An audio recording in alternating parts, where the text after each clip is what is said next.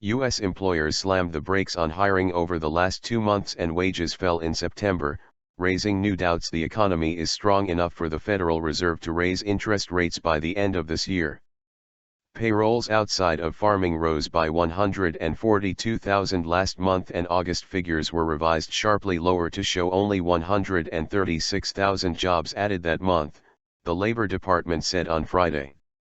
That marked the smallest 2-month gain in employment in over a year and could fuel fears that the China-led global economic slowdown is sapping America's strength. "You can't throw lipstick on this pig of a report," said Brian Jacobsen, a portfolio strategist at Wells Fargo Funds Management in Menomonee Falls, Wisconsin. Global slowdown.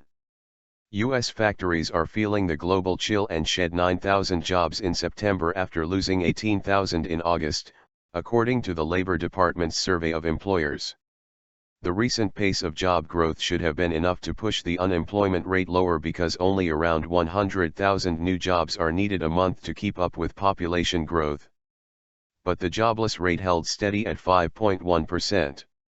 The unemployment rate is derived from a separate survey of households that showed 350,000 workers dropping out of the labor force last month, as well as a lower level of employment. The share of the population in the workforce, which includes people who have jobs or are looking for one, fell to 62.4%, the lowest level since 1977. Average hourly wages fell by a cent to $25.09 during the month and were up only 2.2% from the same month in 2014, holding around the same level seen all year and pointing to marginal inflationary pressures. Interest rates outlook. Fed Chief Janet Yellen said last week the central bank would probably have to raise interest rates this year to keep the economy from eventually overheating. Investors have doubted that view, and Friday's data made them less credulous a hike could come at the Fed's last policy meeting of the year in December.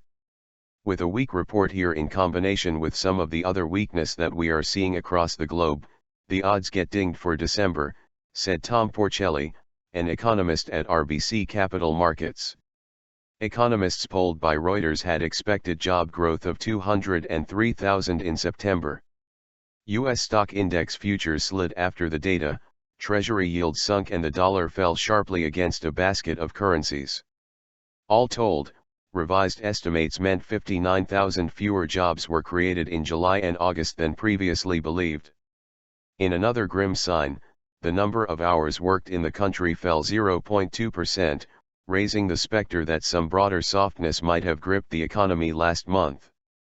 One of the biggest lodestones on America's economy was in the commodity sector, which has slowed in part because of weaker demand from China.